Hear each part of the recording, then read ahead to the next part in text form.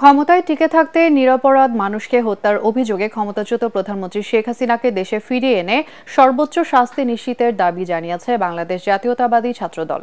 কারণ বাজারে শেখ হাসিনার প্রতীকী ফাঁসির আয়োজনে এই দাবি জানান ঢাকা মহানগর উত্তর ছাত্রদলের সহ সভাপতি ফখরুল ইসলাম ফাহাদ।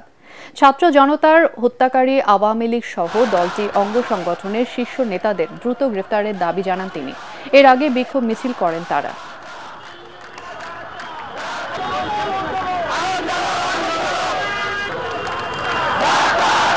পুলিশের মাত্র ২৬ জন কর্মকর্তাকে অ্যারেস্ট করা হয়েছে।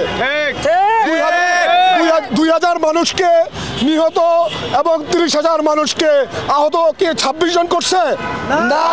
আপনাদের মাধ্যমে আমি বলতে চাই, ছাত্রলীগ, যুবলীগ, স্বেচ্ছাসেবক লীগ, আওয়ামী লীগের কোন শীর্ষ নেতৃত্ব এখন পর্যন্ত অ্যারেস্ট নাই।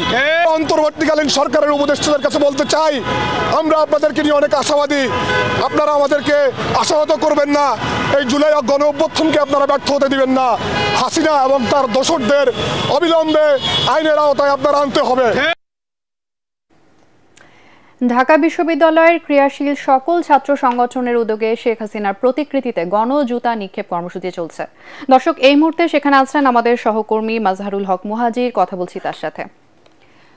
মুহাজির, ঢাকা বিশ্ববিদ্যালয়ের শিক্ষার্থীদের কর্মসূচির ব্যাপারে জানাবেন।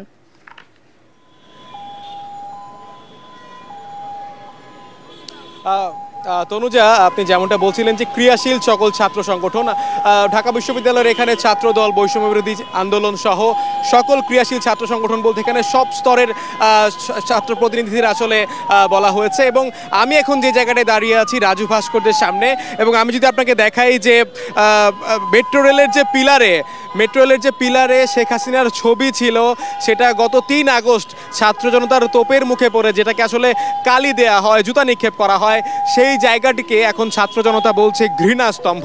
সেই ঘৃণাস্তম্ভে আজ আবারও তার যে ব্যঙ্গচিত্রটি ছিল সেটি মুছে ফেলে আবারও সেই রূপ ধারণ করা হয়, এবং সেইখানে আপনারা দেখতে পাচ্ছেন যে সেই আগের রূপে আসলে ফিরিয়ে নেওয়া হয়েছে।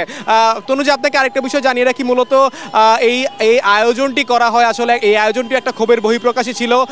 গত পরশু এখানে ঢাকা বিশ্ববিদ্যালয়ের যিনি প্রক্টর ছিলেন তার নির্দেশে এই মেট্রো রেলের পিলার সহ আশেপাশের যা ছিল তা আসলে মুছে ফেলা হয়, এবং সেই জায়গা থেকেই সেই ক্ষোভ থেকেই কিন্তু তৎক্ষণাৎ ঢাকা বিশ্ববিদ্যালয়ের শিক্ষার্থী যারা রয়েছেন, বৈষম্য বিরোধী ছাত্র আন্দোলন নেতা যারা রয়েছেন, তারা মিলে এরকমভাবে শেখ হাসিনার একটি ব্যঙ্গচিত্র আঁকেন।